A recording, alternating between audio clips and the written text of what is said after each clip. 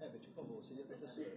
Queria só aproveitar para anunciar também, acabei de esquecer, enquanto a professora começa, que o segundo movimento, a segunda palestra que nós vamos ter hoje é sobre citações e contratos administrativos.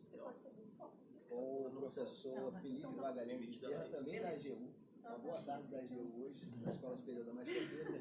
E tenho certeza absoluta que vale muito a pena acompanhar a palestra da professora e também permanecer logo após o intervalo para a gente acompanhar a palestra do professor Felipe. Acho que não. Exigente hoje. Não, mas tem que ficar confortável. Tem que ficar confortável. Tá bom. Boa tarde a todos e todas. Inicialmente gostaria de agradecer o convite muito bacana que eu recebi do professor Ângelo. Professor Ângelo, muito obrigada.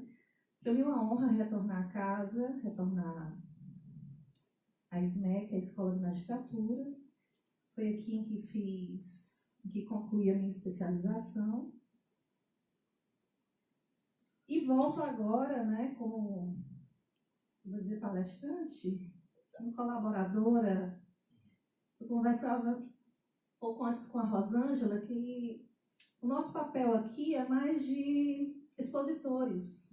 Mais me considero uma expositora do que uma palestrante, né? Eu vou passar para vocês um pouco de uma experiência vivida, que é o que eu considero mais relevante em todo esse processo, porque, afinal de contas, o conhecimento hoje está muito difundido e de fácil acesso. Eu acho que qualquer um de nós pode acessar um celular e conferir o que é um processo estruturante. E facilmente a gente pode ter acesso ao conhecimento em casa, enquanto eu falo para vocês. Mas a experiência não. A experiência é algo que...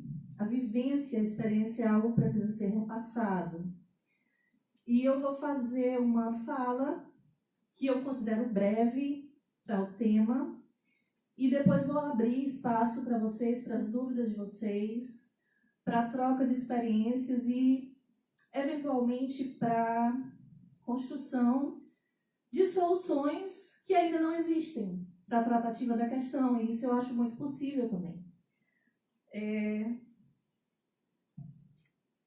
O meu primeiro contato com as leads de natureza complexa acontece em torno do ano de 2005, 2006, quando eu fui nomeada aqui na Procuradoria da União do Estado do Ceará, coordenadora de uma divisão chamada Divisão de Ações Relevantes da Procuradoria da União do Estado do Ceará.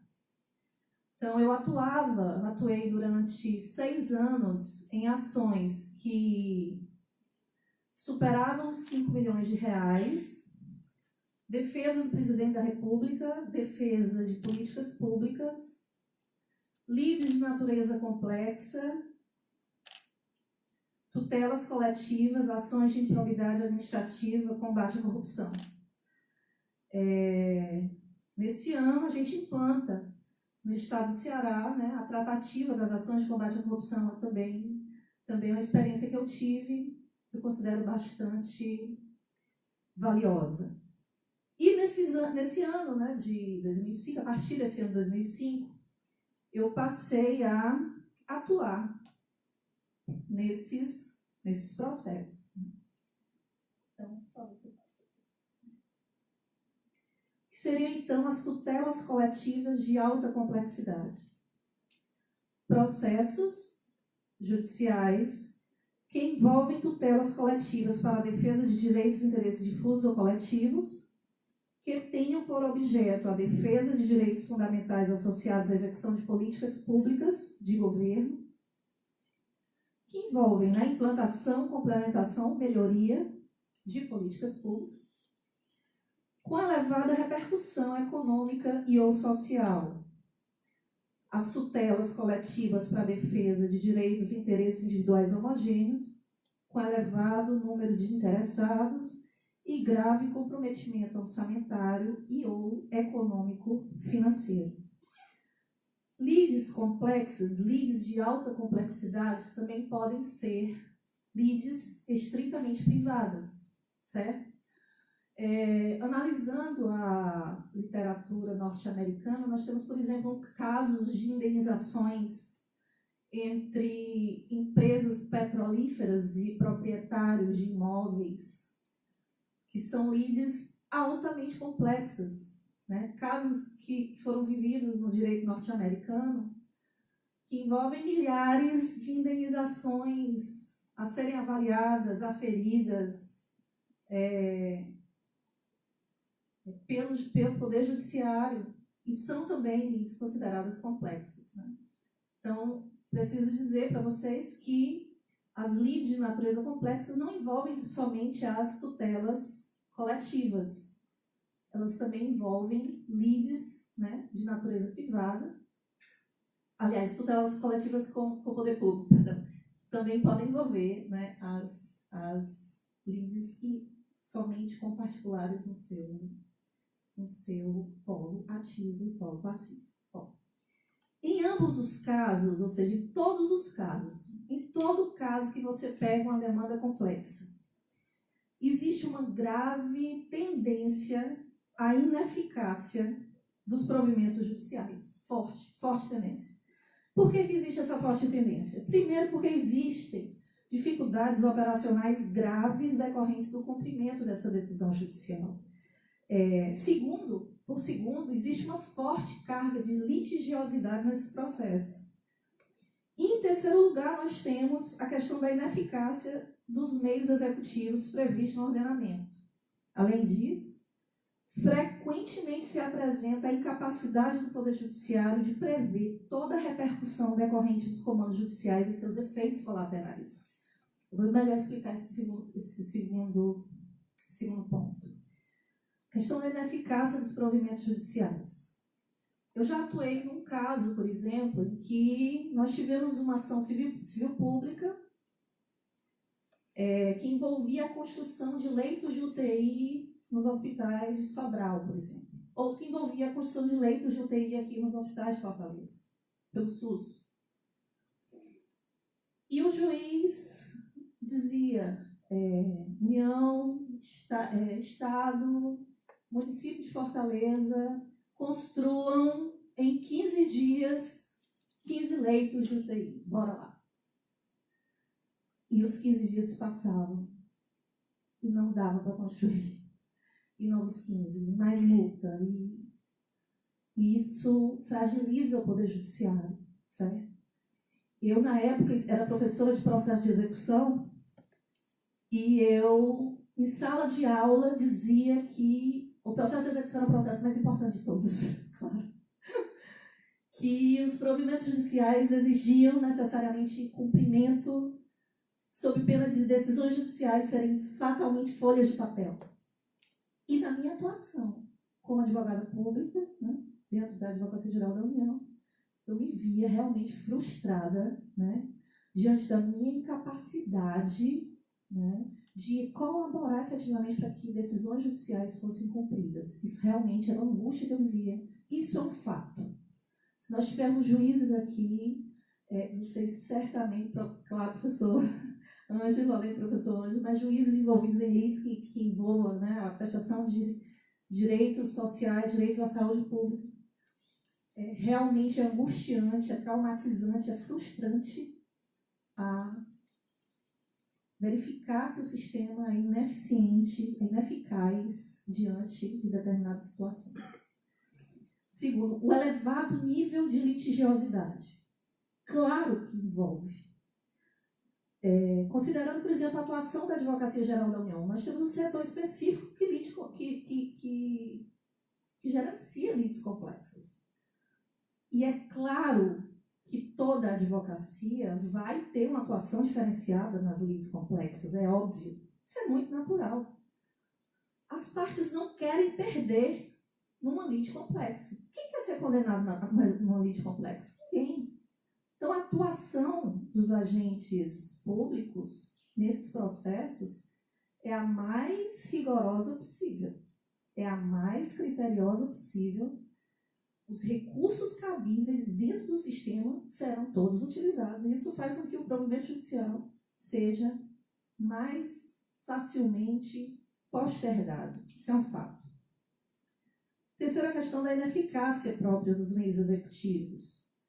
Veja bem, tratando-se, por exemplo, de uma ação que envolva uma obrigação de fazer, uma obrigação de entregar, uma obrigação de construir, uma obrigação de fazer, construir leitos de hospitais.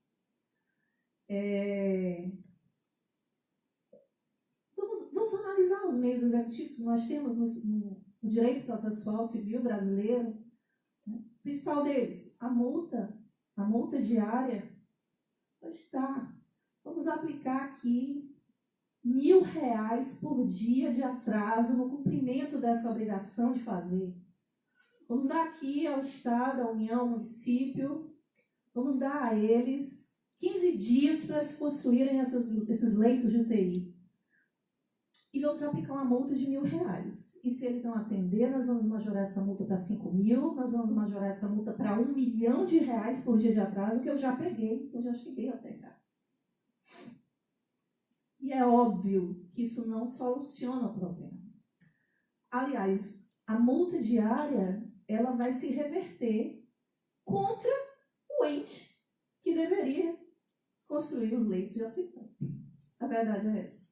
Então, se você não tinha recurso para construir o leito de hospital, agora você não tem os recursos menos o valor das multas que você vai ter que ir depositar em juízo. Então, é realmente incrível, né? A deficiência do sistema judiciário brasileiro. Eu cito aqui no último parágrafo, meus amigos, alguns exemplos, né? Então, são exemplos atuais de processos judiciais que envolvem a construção de UTIs em leitos de hospitais, realização de cirurgias de alta complexidade para determinado grupo de pacientes. Já peguei um processo que envolvia a realização de cirurgias de cataratas para todos que estivessem nas filas. Isso por vezes acontece. O ordenamento de áreas públicas sujeitadas à agressão ambiental. E aí nós temos a área do Cocó. Eu atuei no processo que envolve a área do Cocó. Por que eu atuei? Porque lá nós temos terrenos de marinha que envolvem todo o leito do Cocó. O leito do Cocó é terreno de marinha, que é propriedade da União. E temos o caso da Beira-Mar e temos o caso também da Praia do Futuro, que foi um processo em que eu atuei também, que envolveu a derrubada dramática das praias do futuro. Temos a desativação de lixões, a construção de unidades de coleta e tratamento, de disponibilização de creches para crianças. Nós temos, inclusive, decisões que chegaram ao Supremo Tribunal Federal envolvendo a construção e a disponibilização de creches, cessão de alunos em instituições de ensino, melhorias de condições do sistema penitenciário. Temos muitas questões complexas, né, na lida do judiciário. E aí, até fazendo uma pequena pausa, não está na apresentação, mas muitos questionam. Bom, será que o judiciário tem mesmo que se imiscuir nessas lides complexas, né? E a resposta deve ser sim. Sim, claro, óbvio. O judiciário integra os poderes da República.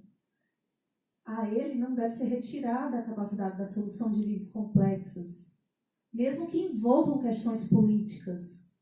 A eles, aos juízes, devem ser dadas as condições, as técnicas, os meios adequados para que eles tenham capacidade de resolver esse tipo de problema.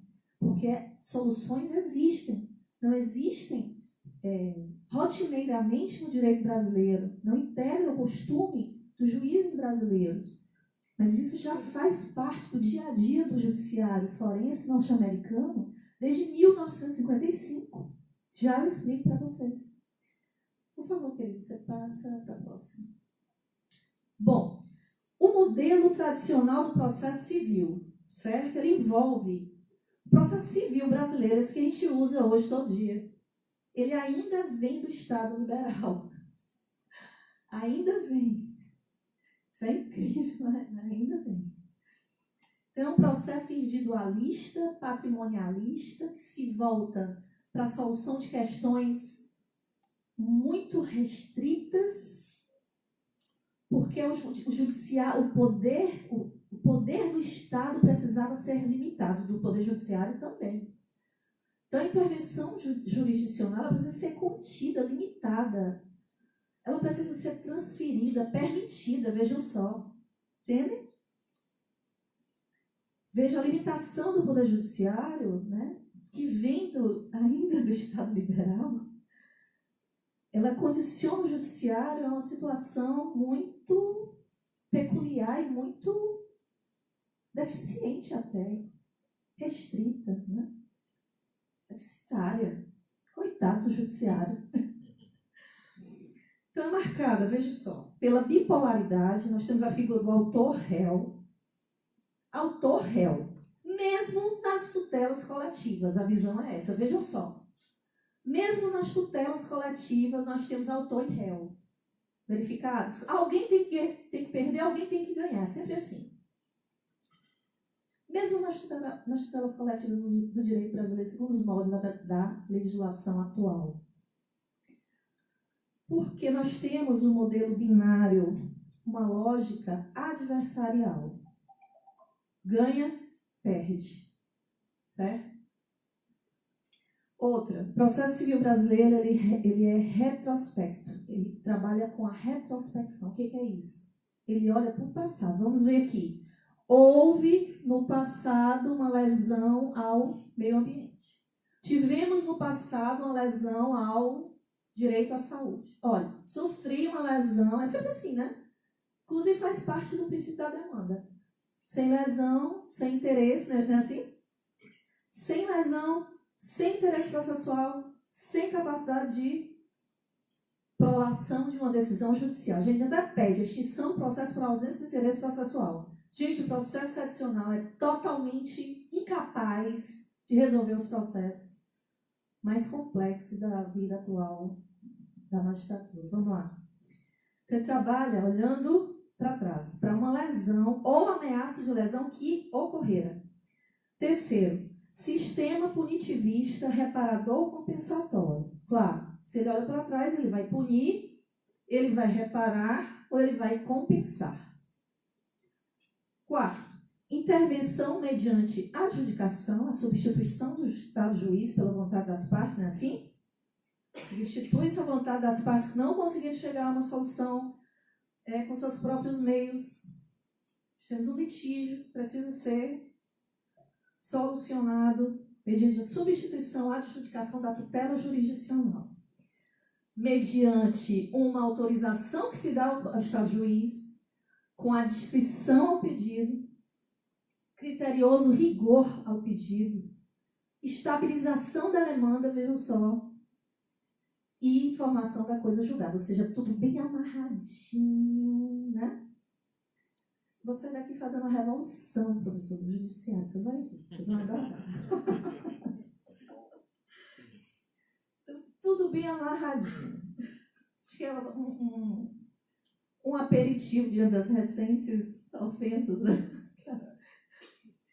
Então, quinto, juiz passivo e limitado, vejam só, que vai atuar correlacionando pedido e tutela, certo? Esse é o processo civil moderno. Olha só, por vezes, a inaptidão do modelo tradicional envolve, certo? A incapacidade técnica institucional do Poder Judiciário. Qual foi o juiz que nunca se sentiu terrivelmente exposto ao lidar com uma lide que envolva saúde pública? Eu fico apavorada. Eu não conheço quase nada de medicina. Vou fazer uma defesa no processo que envolve medicina, eu leio milhões de vezes. E o juiz, meu Deus do céu, não deve dormir. Não deve dormir bem. Então, são processos que envolvem conhecimentos técnicos, certo? Que muitas vezes o judiciário não tem. E não tem porque não tem que ter. Por favor. Não tem que ter. Certo? Vamos ser misericordiosos com os juízes seres humanos. Não existe capacidade de conhecimento pleno, total, de toda a realidade do universo. É uma limitação fática. Outro problema que envolve as lides que são levadas ao judiciário nos dias atuais. Questionamentos acerca da legitimação democrática das suas decisões. Muitas vezes, e aí eu já até antecipei, chega ao judiciário questionamento acerca da capacidade do juiz de interferir em políticas públicas. Então, muitos questionamentos são feitos com relação a isso. A própria defesa da União envolve isso. E a defesa do Estado, a defesa do município, são defesas razoáveis. São defesas fundadas na legislação material, processual, vigente. São. E por que não haveria tal legitimação democrática? Né? Por que se questiona isso? Se questiona justamente pela falta de acesso, primeiro, aos veículos de transferência de conhecimento acerca da realidade que está sendo tratada. O legislativo, quando vai atuar, intervir numa ação que envolve, num processo legislativo que envolve a edição de uma lei, ele ouve N técnicos sobre aquele assunto específico, faz N audiências públicas envolvendo aquilo, consulta N profissionais sobre aquilo. Então, questiona-se a legitimação democrática do judiciário em face da deficiência do acesso, muitas vezes, a esse conhecimento. São críticas razoáveis. São críticas razoáveis. Outra crítica que envolve essas demandas complexas. A ineficácia global das decisões. Temos soluções particulares, paliativas, para problemas complexos, como eu disse. Então, por exemplo, nós conseguimos fornecer, nós no sistema judiciário, certo? Através do processo judicial, a gente consegue fornecer um medicamento para o João aqui, mas na semana que vem a Maria não tem o medicamento, mais um processo judicial. E na outra semana, o mesmo João não conseguiu aquele medicamento. Por quê? Porque a tutela estava restrita a 6 meses de tratamento. Ele vai precisar de 2, o novo processo judicial. Não é assim? A vida da gente. Terceiro, a perpetuação das causas do conflito. Processo tradicional não foca a causa. Não foca. Ele foca a lesão. Não é assim? Se existe lesão ou ameaça de lesão, vamos trabalhar ela, em cima dela. Não focamos, e aí a minha crítica para nós, sistema judiciário, não focamos as causas do conflito. Certo? E a produção de efeitos colaterais, que também não é aferida, certo? Não é nunca aferida, por falta de conhecimento, por falta de interesse, às vezes, por falta de uma defesa mais incisiva, mais preparada, isso acontece também. Então, nós temos também o problema dos efeitos colaterais. Então, vamos aqui bloquear R$1 milhão da conta do município para construir, para fazer um mutirão de cirurgias ortopédicas. Esse valor foi bloqueado das contas dos municípios e na semana seguinte nós tínhamos uma greve de todos os enfermeiros, porque não tinha recursos para pagar os profissionais. Faltou dinheiro. Por quê? Porque não existe a tratativa, né, dos efeitos colaterais daquele bloqueio de recursos. Professora, isso é idealização? Não. Tudo que eu estou falando aqui, gente, faz parte do dia a dia forense. Tudo que eu estou falando aqui faz parte da vivência de quem trabalha com processos judiciais. Tá? Bom, some-se as tais críticas, né, que eu acabei de falar, que eu acabei de citar, a questão da ineficácia dos meios executivos do processo tradicional. São processos marcados por complexidade, como eu disse, em que a multa diária, a busca e apreensão, a remoção de pessoas e coisas, o desfazimento de obras, o impedimento de atividade nociva, vejam, são meios executivos descritos no 536 do Código de Processo Civil. São os meios executivos que o sistema nos dá, certo?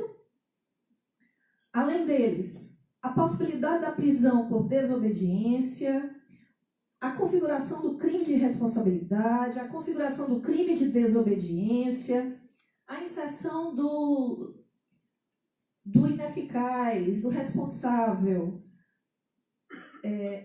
na possibilidade de responder por ato de improbidade administrativa. Vejam bem, nós temos na Constituição Federal até mesmo a possibilidade da intervenção federal e estadual por descumprimento voluntário e injustificado de decisão judicial. Mas, raramente, nunca vi um caso em que o descumprimento fosse injustificado. Nunca. Nunca vi um caso de intervenção. Pelo menos aqui, em 19 anos de atuação na Advocacia Geral da União, nunca vi cumprimento injustificado. Certo? Vamos lá. E o que a gente pode fazer, né? O que a gente pode fazer diante dessas tais lides complexas? Meu Deus do céu. Professora, a senhora trouxe mais problemas do que a gente já tinha.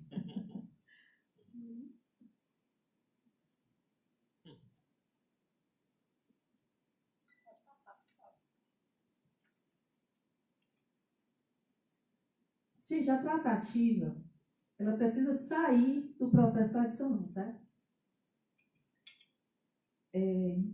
Processo civil tradicional é insuficiente, inoperante, incapaz, eu estou dizendo com todas as letras para vocês.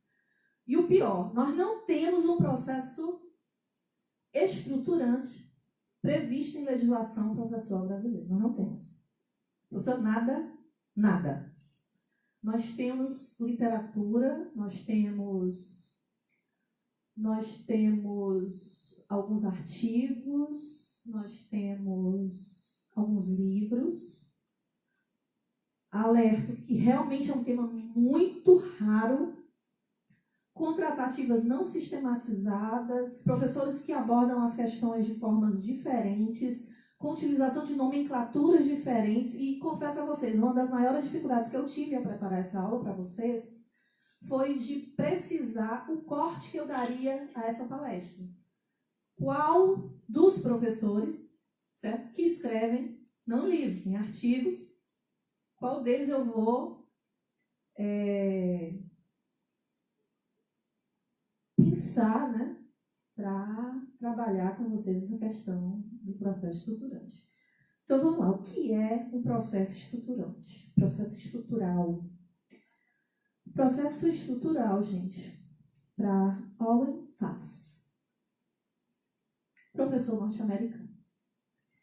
Ele, um dos estudiosos do assunto no direito, como eu disse, no direito norte-americano. O direito norte-americano está, desde 1950, 54, 55, nós temos casos já julgados pela Suprema Corte, que foram bastante estudados com profundidade, para a criação de métodos que são rotineiramente utilizados pelo Poder Judiciário norte-americano. Não temos isso aqui ainda. Olha só, 1950, que ano nós estamos? 2019, né? Já ia esquecendo o ano que nós estamos. Mas nós temos aí de 1950 a 2019. Então, eu quero dizer a vocês que nós estamos trabalhando errado há muito tempo. Nós estamos trabalhando ruim há muito tempo. Há muito tempo. Então, para o professor Owen Fass, processo estrutural é aquele no qual o juiz, confrontando-se com uma burocracia estatal em situação de violação de valores constitucionais em razão de seu arranjo institucional, imiscui-se na reestruturação da organização para eliminar a ameaça àqueles valores. Processos estruturais são o modelo pelo qual a jurisdição pode intervir em estruturas sociais complexas, em razão de violações massivas e difusas de direitos, com a finalidade de reestruturar os organismos sociais responsáveis pelos danos, fazendo-os cessar. Resumindo, trata-se de uma intervenção judicial sobre estruturas sociais. Certo? Vamos aqui quebrar a primeira coisa. Nós não temos uma lesão ou ameaça de lesão de direito a ser afastada. Nós temos uma estrutura social a ser redesenhada. Então, quando eu tenho, por exemplo, um problema que envolve a ausência de tratamento de saúde, a ausência de fornecimento de medicamento, a ausência de leitos disponíveis, a ausência de uma tratativa ao lixo que é depositado no lixão, não sei de onde, quando eu tenho problemas que envolvem atropelamentos frequentes de pedestres na rua tal, ou pessoas que estão morrendo de tortura no presídio tal, ou, enfim, nós temos um problema estrutural, social, que precisa ser enfrentado corretamente. Certo? Se é um problema social estrutural, perdoe-me, mas o processo civil brasileiro de origem liberal, individualista, patrimonialista, focado no modelo adversarial, binário, retrospectivo, como eu disse a Lourdes, é incapaz de resolver esse tipo de problema. Como seria, então, um processo estrutural? Um processo estrutural, gente, é um processo que se ampara em alguns pilares. Vamos ao primeiro deles, a multipolaridade, a policentria. Alguns casos, alguns estudos de casos que foram feitos mundo afora, né, que envolvem, por exemplo, um dos casos típicos estudados pela literatura, que é o caso que envolve a bacia hidrográfica de Mendoza, na Argentina. Certo? Nós tivemos ali um caso que começou com ribeirinhos que sofreram lesões ambientais e que depois foi aberto para inserção de terceiros interessados, e aí o representante do povo, del pueblo, integra o processo, entendem? E aí empresas integram o processo, ou seja, o caso de Mendoza envolvia uma lesão ambiental sobre uma área de mais de 2.000 quilômetros quadrados do território argentino, envolvendo 13% da população da Argentina inteira. Olha só a complexidade da demanda. Envolvia milhões de pessoas, milhares de pessoas, inúmeras empresas que exerciam suas atividades profissionais e empresariais sobre a região. Vejam, então, um processo que começa pequeno, interpartes, ele precisou ser aberto para que os agentes, todos que poderiam integrar essa demanda, pudessem ter acesso a essa construção jurisdicional, certo? A construção dessa solução. Então, são processos multipolares. Multipolares. Vários autores, vários réus. E mais, a gente desloca um pouco a figura adversarial. Por quê? Porque se a gente pensar, e eu pensei isso em muitas situações, como, por exemplo, no caso que envolve a Praia do Futuro, aqui do estado do Ceará, de Fortaleza, foi um processo em que eu atuei. Muitas vezes eu me imaginei, eu digo, meu Deus, nós temos o Ministério do Turismo que tem interesse na área, nós temos o Ministério do Meio Ambiente que não tem interesse na área, nós temos pessoas que trabalham, né, sobre essa região. Será que a solução mais adequada, será que é mesmo retirar, derrubar todas as barracas da Praia do Futuro? Realmente são soluções dramáticas, né, que envolvem os agentes públicos que litigam nesse processo. O dano ambiental e a lesão e a irregularidade é marcante. Tanto que a União teve vitória no TRF nesse processo. Nós temos sobre a Praia do Futuro uma lide com solução fechada e com prazo de 3 anos para a sua execução. Já em curso esses 3 anos, tá? Já deve ter passado um por aí, curto. Então, são lides multipolares. Por vezes, os interesses de autores e réus serão confundidos, certo? São policêntricos. Nós temos a prospecção nesse processo, diferente da retrospecção. O que seria a prospecção? Seria o olho para frente. O que a gente vai fazer para solucionar isso agora? Não vamos olhar só a lesão, a pessoa que não recebeu o remédio, não teve o leito, não.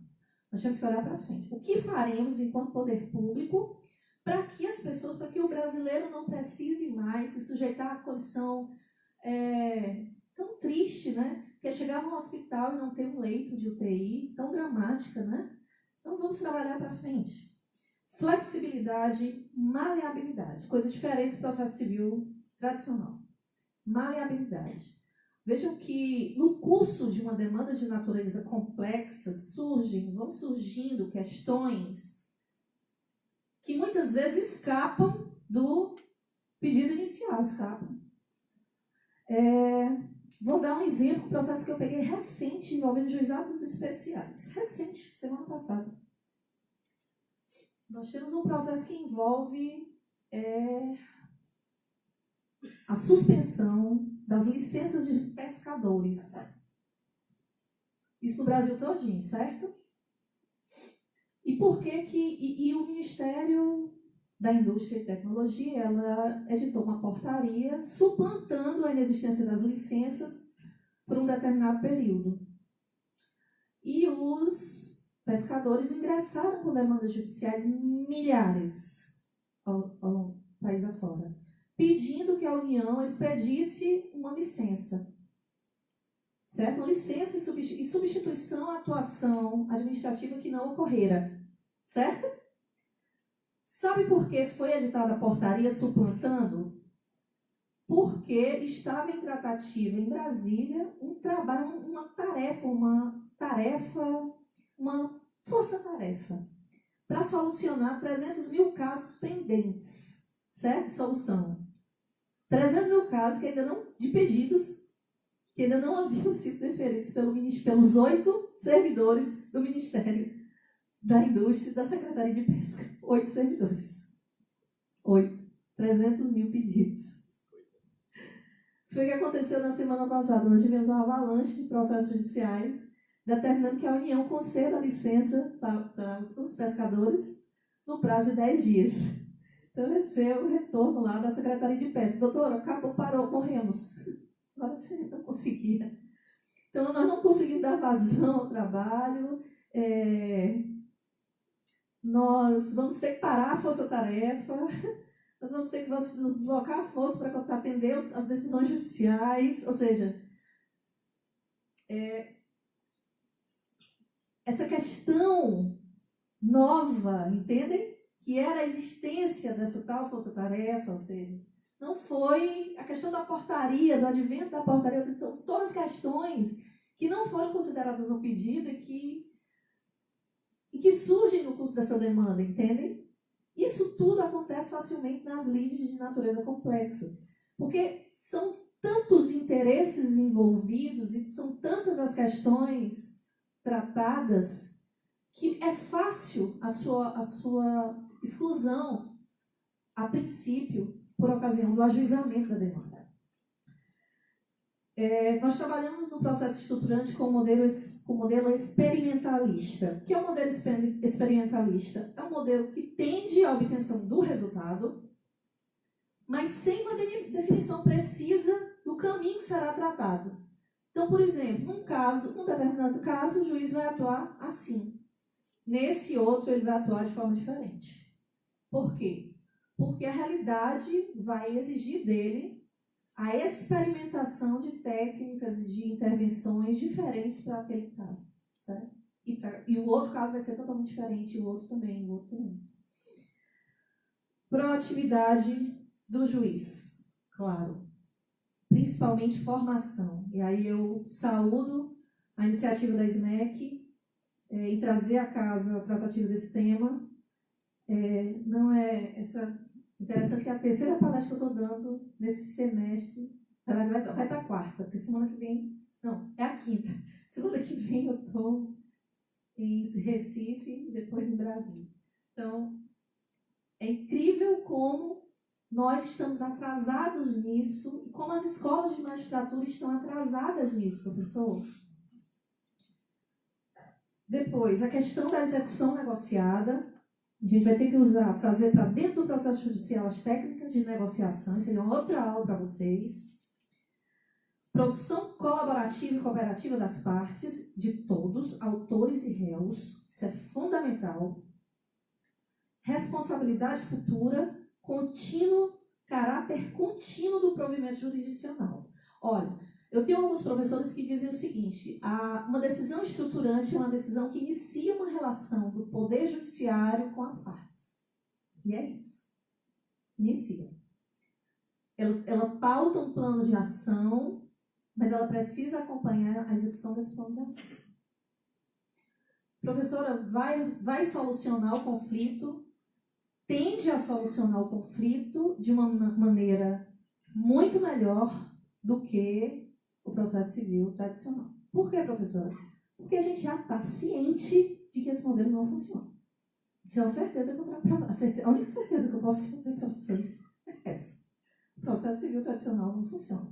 E mais, o processo civil tradicional ela tá trazendo para o judiciário, para o sistema de justiça, onde eu me incluo também, porque eu também sou vítima, né, dentro dessa desestrutura também, né? Vamos fazer uma estrutura para resolver também o judiciário. Na AGU a gente também sofre com a falta de estrutura. Tem dias que eu tenho 100 prazos por dia. Todos processos diferentes, porque a gestão já foi tirada. O que eu chamo de gestão são as leads repetitivas, tá? Eu sou especialista. O que é especialista? É aquele amigo que vai redigir todos os casos diferentes, excluídos os casos repetitivos, tá? Então tem dia que eu tenho 100 prazos para o dia. E isso sobrecarrega a Advocacia Geral da União, procuradorias, judiciário, coitado também, é outro que está incrivelmente sobrecarregado. Eu recordo que cheguei a ficar 4 anos sem conseguir tirar férias do judiciário, que eu já fui assessora do desembargador, e eu sei o que é estar do lado do judiciário também. Então, a falta de tratativa da tutela estruturante, ela cria um ciclo de deficiência difícil de excluir. Difícil, um círculo vicioso, difícil de conseguir solução. Porque você não trabalha a causa do problema, você vai estar gerando novas causas, e às vezes aquela causa onde se obteve sucesso é justamente o modelo multiplicador que vai, na semana seguinte, fazer com que surjam milhões de causas do Brasil afora. É assim que funciona. Certo? Bom, para os professores Charles Seibel e William Simon,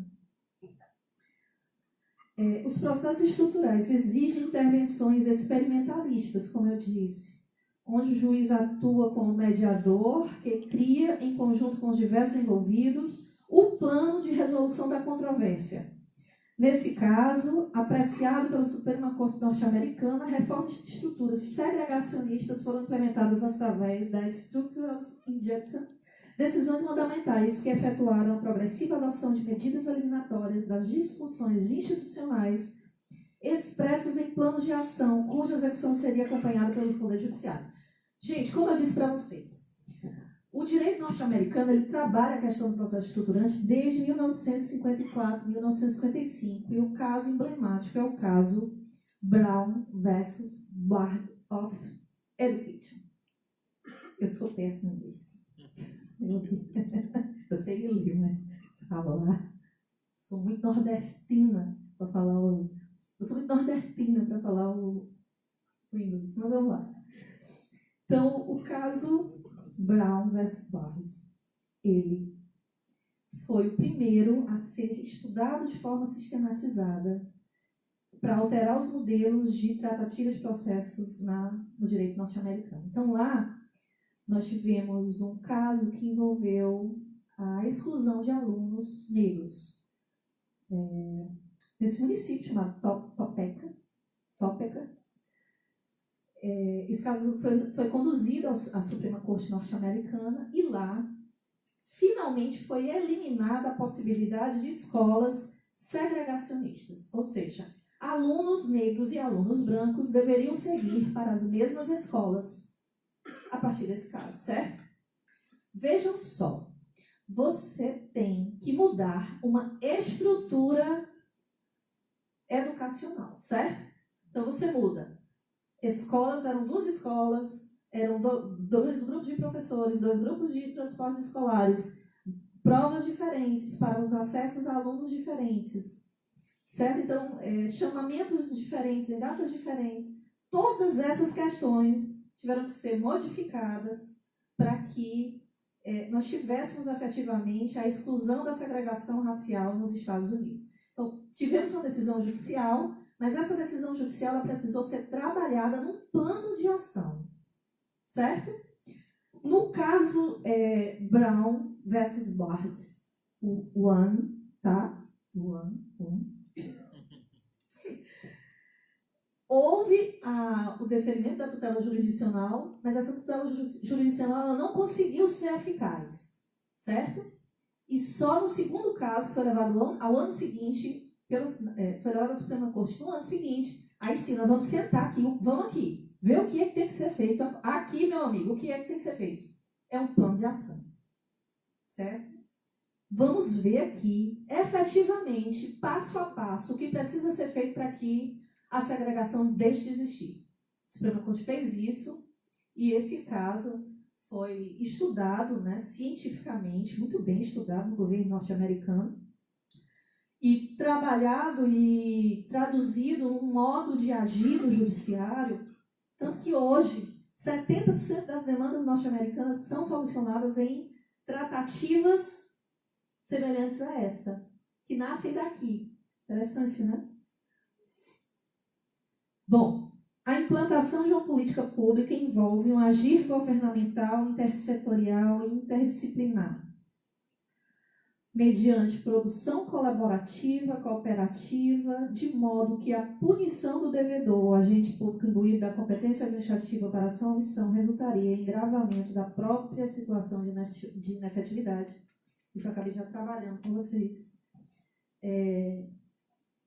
Quando eu tratei, né, da ineficácia dos provimentos judiciais. Vamos lá, meu querido. Que seria, então, uma execução negociada? A gente já chega ao final. Professor, por favor, quanto tempo eu tenho? Eu não contei, me desculpem. Eu tenho 20 minutos? Sim. 5? 20? Então, que seria, então, uma execução negociada? Bom, a doutrina, ela cita 3 formas de decisões estruturantes. Então, o processo estruturante, ele abre a possibilidade de 3 formas de decisões estruturantes, certo? A decisão através do modelo impositivo, ou seja, o juiz atua com postura ativista e gerencial, podendo, inclusive, se utilizar da figura de um técnico, de um expert, de um professor, de uma universidade. Nesse caso norte-americano que eu citei, de 1954, a Corte norte-americana usou, sim, ouviu, sim, diversas instituições, né? Diversos segmentos da sociedade especializados em educação. No caso Mendonça, que eu tratei para vocês, as universidades argentinas foram chamadas a atuar no processo como amicus curiae, que é outro tema que eu gosto de estudar. O segundo modelo, o modelo deferente. O juiz delega a construção de um plano. Ele delega a quem, professora? Aos autores ou aos réus. Ou a ambos. Certo? Nada obsta que eles todos sentem à mesa, vamos aqui, sentar e construir. O juiz delega, fixa um prazo, defere temporariamente, né? Estabelece um prazo e defere às partes a possibilidade daquela negociação. Terceiro, modelo deliberativo. O juiz coordena a construção do plano, coordena a medida estrutural. Ele próprio é seu coordenador, certo? Ele senta, precisa ouvir esse, vamos ouvir, vamos. São 3 tipos de possibilidade de atuação judicial. Para a execução de uma política pública de governo, que envolve a implantação, complementação ou melhoria, a única possibilidade concreta de efetividade, gente, decorre do que se denomina execução negociada, avessa denominada execução forçada do processo dualista, ou seja, mediante a substituição da administração autoritária pela administração soberana consensual. Temos aqui mais um professor, o Hans-Peter Ball, norte-americano também, né, que fala da execução negociada. Bom, os modelos deferentes e deliberativos são os que representam a tal execução negociada. Quando o juiz para, defere, resolvam. Eu estou aqui, vou aqui aguardar. Mas também quando o juiz, vamos parar, vou coordenar, vamos resolver, certo? As duas envolvem soluções negociadas. O mesógino, né, quando ele defere, né, no modelo deferente, ou quando ele traz para o judiciário, né, traz o modelo deliberativo. A adoção de acordos coletivos para o fim de promover a reforma institucional tem sido estratégia amplamente utilizada no contexto norte-americano a partir do caso Brown. As consent decrees trata-se de realidade na formulação de planos de reestruturação em casos como a desegregação étnica em escolas, melhoria das condições de prisões, readequação de instituições psiquiátricas, reformulação de planos de zoneamento urbano, descarte de lixo, eliminação de exames trabalhistas discriminatórios, ou seja, como eu até já disse, 70% das demandas norte-americanas são solucionadas via acordos, seja pelo modelo deferente, seja pelo modelo deliberativo. Queridos, eu estou falando sempre aqui das tutelas coletivas complexas, tá? Das lides estruturantes complexas, tá? Então, três elementos são fundamentais na construção dessas soluções, tá? A negociação, como eu disse, presente no modelo deferente e deliberativo. Nos dois casos, um juiz delega, no outro traz para si a responsabilidade da coordenação disso. O diálogo ampliado entre o Poder Judiciário e demais poderes de instituições e sociedades, vamos abrir o processo a quem não está nele, certo? Existe a incrível necessidade de que isso aconteça. Por quê? Para evitar os tais efeitos colaterais. A gente não pode trabalhar com o processo estruturante de modo a gerar mais conflitos, certo? Quando você intervém em uma estrutura social, a gente precisa visualizar todos os pontos de possíveis conflitos, até porque a tutela, como eu disse, ela é prospectiva, ela não é retrospectiva. Se a gente trabalha para evitar conflitos futuros de uma forma prospectiva, a gente tem que visualizar, inclusive, quem não sentiu e quem não doeu nada ainda. Vou falar de uma forma mais simples, né? A gente tem que imaginar a dor futura. 3. Caráter contínuo, provisório, flexível da intervenção, que é o que se chama na doutrina Holling Hall. Como eu disse, flexível. Flexível por quê? Porque as condições elas não chegam ao judiciário de forma imediata, elas vão sendo construídas, elas vão surgindo. 3. Transparência. Querido, por favor, você passa para mim. E agora o caso Beira-Mar de Fortaleza. Bom, eu disse no início, né, da palestra que... Da palestra não, vou chamar exposição, não é palestra. Exposição de uma experiência isolada. Então, caso Beira-Mar de Fortaleza, ela envolve essa ação civil pública, que está citada aí nesse processo. E eu lembro que nessa época eu trabalhava muito, como eu sempre trabalhei muito nessa época, eu trabalhava muito na Beira-Mar, né? Então, vivia na Beira-Mar, vivia fazendo inspeção judicial mesmo. Nós temos ali barracas com subsolo, é incrível. Subsolo, é o esgoto que vai não sei para onde, de madrugada joga um esgoto na rua, ninguém vê, tudo bem e tal. Entende? Assim, tráfico de pessoas, de drogas, um brigou com o outro e denunciou não sei para onde, a prefeitura entrou contra a União porque a União não fez isso, e a União entrou contra a prefeitura porque a prefeitura não fez aquilo, e eu no meio dessa confusão toda de meu Deus do céu. Não tem condições. Olhe, não tem condições. Porque parece... morrer, vamos morrer aqui, eu estou avisando. Estou avisando, nós vamos morrer, eu estou avisando. E eu conversava muito, na época eu trabalhava muito com o Alexander Salles, e eu conversava muito com ele, né, envolvendo essas demandas que incidiam sobre a beira-mar. E num determinado momento, que foi esse dia, na 21/10/2008, nós fomos chamados para uma audiência pública, para uma audiência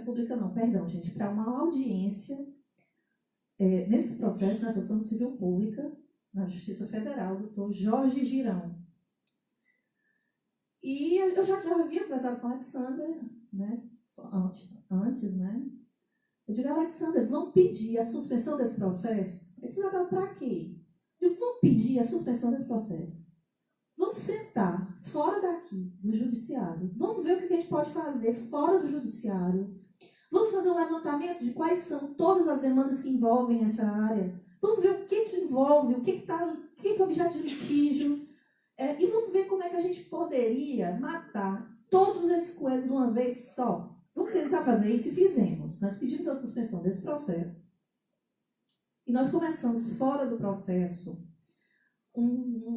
uma negociação extraprocessual.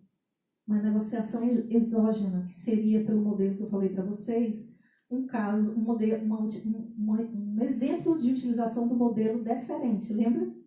Um juiz não coordenou, ele abriu, ele deu tempo, suspende o processo, resolvam. E nós fizemos. Nós trabalhamos nesse processo, na verdade, por 4 anos, na verdade foram 6 anos. Mas dentro desses 4 anos, foi o que nós fizemos. Nós fizemos nós fizemos um levantamento dessas ações, nós fizemos sucessivas reuniões, nós fizemos um termo de referências. Termos de referência, gente, são as exigências de um projeto que pode incidir sobre a área, certas exigências. Tem que ter isso, tem que ter isso, tem que ter isso, tem que ter isso. Não pode ter isso, é ilegal isso, é ilegal isso, é ilegal isso, entendem? Isso é o termo de referência. Então, a parte mais difícil desse trabalho foi a construção do termo de referência, porque era o balizamento do projeto arquitetônico, entendem? O que fosse fora dali geraria novas demandas judiciais por ilegalidades mesmo, a legislação patrimonial, a legislação ambiental, entendem? A parte mais difícil foi a construção do termo de referência. Houve um concurso, acho que você já deve ter visto na imprensa, tivemos um concurso nacional de ideias.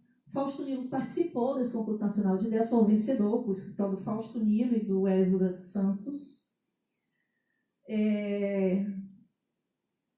Essa área foi licenciada pelos 3 órgãos de controle ambiental. 3. Diga, Alessandra, os 3.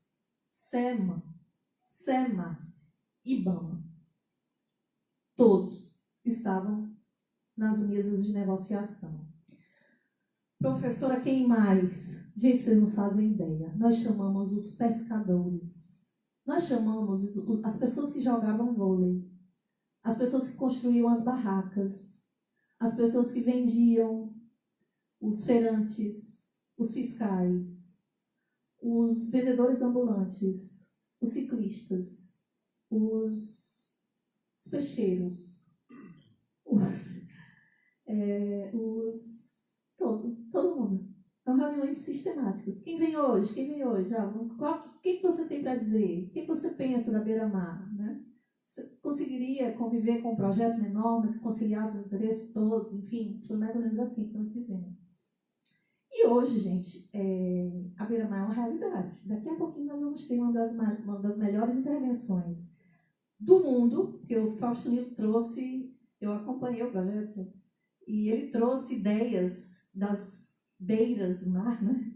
Do mundo inteiro, o que há de melhor no mundo inteiro, ele trouxe, é o mimo dos olhos dele, tenho certeza disso. O projeto é belíssimo, está sendo executado pela Prefeitura Municipal de Fortaleza, responsabilidade da Prefeitura Municipal de Fortaleza, não da União. A atuação da Advocacia Geral da União foi no sentido de em conjunto com o Ministério Público Federal, Dr. Alexander Salles, construir, né, a negociação exógena através do modelo deferente. Vamos lá. Pode passar, por favor. Nós temos aí alguns recortes da época, enfim, da Advocacia Geral da União. Não foi um projeto de consenso dentro da própria Advocacia Geral da União, tá, gente? A gente enfrenta adversidades internas também, mas, na época, nós tínhamos como Procuradora-Geral da União, a doutora Hélia Betero, que era a Procuradora-Geral da União, que, graças a Deus, nos deu, né, total suporte, apoio, e ela, inclusive, é a criadora e idealizadora do CECAF, que é o Centro de Conciliação da Administração Pública Federal, que solve inúmeros conflitos que não chegam ao judiciário. É uma espécie de Câmara de Conciliação interna da AGU que trabalha muito, gente. Vocês não têm ideia do trabalho que a CECAF faz em Brasília. Em lides complexas, trabalhos em lides estruturantes, pedem suspensão de processo, é um trabalho extraordinário. Por favor, passa só para a gente finalizar, gente. Quais foram as características que eu considero mais marcantes, né, desse trabalho executado no caso da Beira-Mar? Então, vamos lá. Então, foi definida a coordenação, que atuou realmente como mediador multilateral. No caso, trabalhamos eu e Alexander, eu pela Advocacia Geral da União, Alexander pelo Ministério Público Federal. Nós tivemos, isso envolve, voltando um pouco, a questão do modelo deferente, né, que eu falei a Lourdes, modelo deferente de intervenção, de trabalho em decisão judicial estruturante. Nós tivemos que identificar precisamente qual era a obrigação a ser cumprida, a questão da identificação dos entes e agentes públicos legalmente competentes para a execução da política pública. Isso é uma parte muito sensível. Nós precisamos identificar, por exemplo, quem vai fazer o projeto da ciclovia. Temos que chamar a mesa de negociação o órgão responsável. Quem é? A MC. A MC tem que estar aqui, sempre. Por quê? Por que a MC tem que estar aqui sempre? Meu amigo, se a gente muda essa palmeira para cá e o ciclista vai ter que mudar a rota, não sei o que, o cara cai, morre, não sei o que, entendem? Estou fazendo aqui uma ilustração para vocês, não é certo?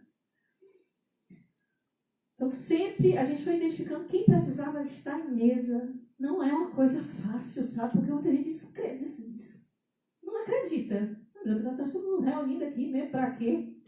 Né? Para quê? Não vai sair nada disso. Poxa, vai sair. Então, identificação da extensão do problema, da repercussão, certo? Por exemplo, como é que a gente evita que os pescadores movam no futuro lides contra a União, né? Então, vamos chamá-los a participar, empoderá-los. Os professores falam muito disso. Lides com a participação. Peter Harwood fala muito do questão da construção do processo, abertura do processo para os agentes, né, de produção externos. A gente precisa empoderar a sociedade, dar vazão a essas vozes dentro do processo, porque isso legitima as decisões judiciais, impede a proliferação de recursos, evita litígios futuros, evita problemas irradiados e problemas futuros, né? Identificação dos reais entraves e obstáculos fáticos. Audiências públicas, fizemos muitas. Participação de âmbicos, tivemos também. Eu lembro que nós chamamos o Labomar muitas vezes. Por que o Labomar precisava ir? Vamos estudar aqui as correntes marítimas. A gente vai precisar fazer espigão, para onde vai essa água, entendem?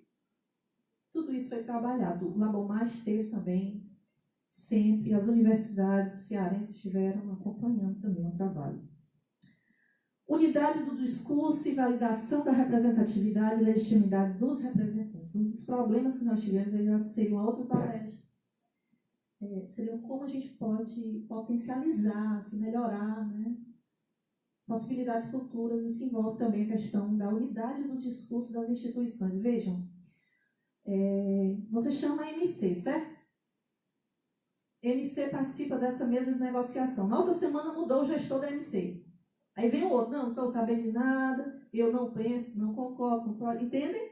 É muito complicado isso. Esse tipo de coisa realmente acontece. Unidade, comprometimento, transparência, lealdade, boa-fé, certo? Cronograma de ações. Em cada reunião a gente definia já a próxima. Olha, no próximo mês nós temos uma reunião. Até lá nós temos que fazer isso. Ok? Ok. Fixação de prazos razoáveis, disponibilidade orçamentária, inclusão na previsão e despesa futura. Certo? Quem executou a obra?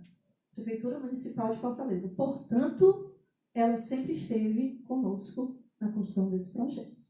Na época era governo Luiziane Lins e a secretária de turismo, doutora Patrícia Saboia, se eu não me engano, Patrícia Aguiar, perdão. Homologação judicial. Eu pus cronograma, mas vamos mudar para plano de ação, que é a palavra mais adequada, tá? E a execução paulatina das ações com fiscalização, essa é a fase que nós estamos, gente. Se Deus quiser, a Beira-Mar vai ser realidade para o Estado brasileiro dentro de meses, de alguns anos. Eu acho que a gente consegue ver isso quando passa por lá, né? Está sendo tudo transformado. Eu espero, sinceramente, que seja exitoso o trabalho, embora infelizmente não esteja mais acompanhando, porque agora eu estou na regional. Então, mas de lá sempre eu dou uma olhadinha assim, acompanho, né? Para ver como é que está. Queridos, o professor Eduardo José Fonseca da Costa, fechar com essa frase dele, ele disse que o cronograma negociado de cumprimento voluntário pode ser inserido como mais uma das possíveis medidas de apoio para a efetivação da tutela específica das obrigações de fazer. Nós não temos isso dentro do Código de Processo Civil, certo? Eu agradeço imensamente a atenção de vocês. Nós temos uma plateia pequena, mas poucas vezes eu dei uma palestra, mas não vou dizer palestra, meu Deus, a minha significância não permite isso. Mas poucas vezes eu falei para um público tão atento, certo? Como falei hoje à tarde. Eu agradeço demais a atenção de vocês ao longo dessas 2 horas de estudo, de tratativa, de exposição. Quero dizer também que fica à disposição de vocês para compartilhar essa experiência vivida.